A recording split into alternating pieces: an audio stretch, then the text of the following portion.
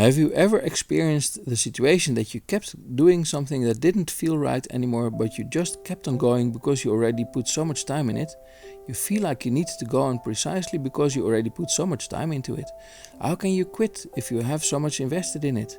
In this episode, I will explain how to decide on whether you want to abandon something. A long time ago, I started developing open source software. I don't need to give you the specifics, it doesn't matter, but it was the only one of its kind. I worked on it for years.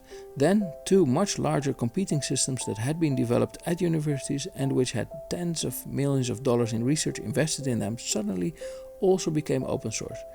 I suddenly felt like I was in a small rowing boat with a titanic ship to the left and to the right of me. I didn't see myself carrying on and handed the project over to someone else who was eager to take over the position of lead maintainer. Later in life, I decided to take a sabbatical from work. I decided I wanted to spend some time learning to draw editorial cartoons, mainly because I admired the skill that went into it. But I soon discovered that in order to make editorial cartoons, I had to make myself angry every day, and since I am generally a happy puppy, that was not a good fit for me, and I went in search of something else. I arrived at making comics. I returned to work, and when I came back, I got a great new job role at work.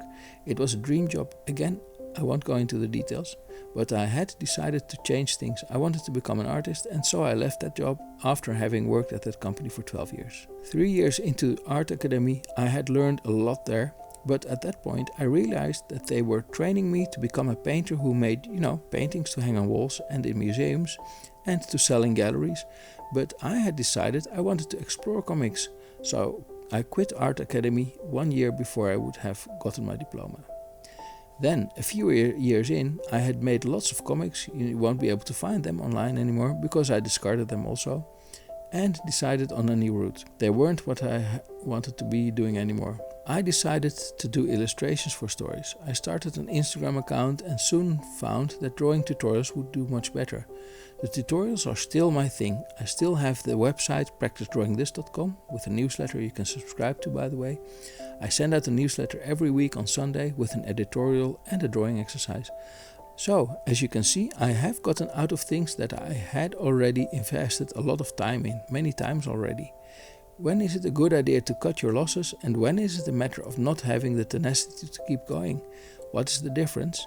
Enter the concept of sunk cost fallacy. Sunk cost is the investment in time or in money which you have already made.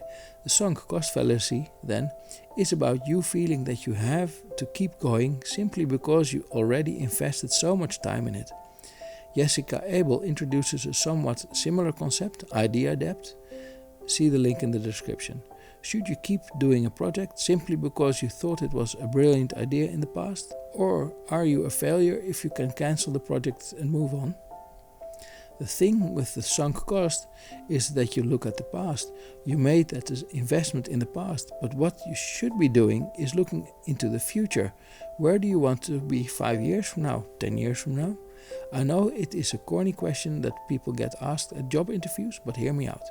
If you know where you want to be 5 years from now, it makes it much easier to make that big decision. If doing something brings you closer to that goal, then you should do it. If it pushes you away from that path that leads to your goal, then you should ditch it. And think of it this way, the sunk cost is not a waste. You learned new things that you take with you in your brain wherever you go.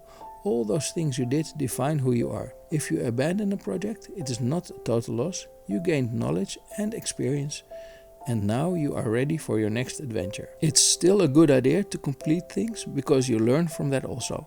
If you're making a comic, finish that comic, put it out there and analyze the results. But if you eventually decide that this is not a path you are interested in being on, then do feel free to abandon that path and go on another path. Life is too short. Behavioral finance became a scientific discipline after a discovery by Kahneman and Tversky. They did this observation based on financial choices people make, but it applies to anything where you have to make a decision how much it would be worth to you not to lose something versus how much you would pay to gain it.